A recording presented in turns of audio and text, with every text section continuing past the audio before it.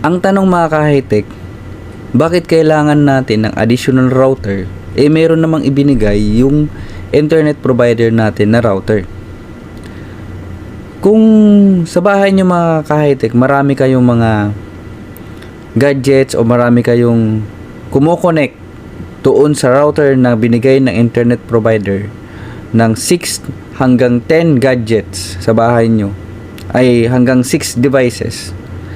So babagal talaga yung internet nyo sa bahay.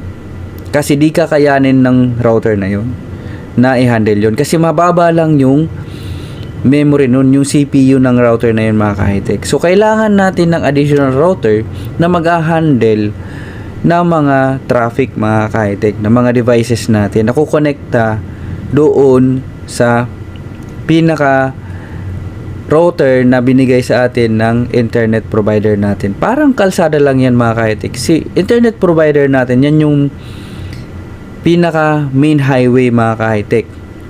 So kung mayroon tayong kalsada na papasok papunta doon sa atin at niliitan natin yun mga ka-high-tech, so isa lang yung sasakyan na makakapasok. Paano kung napakaraming sasakyan natin mga ka-high-tech?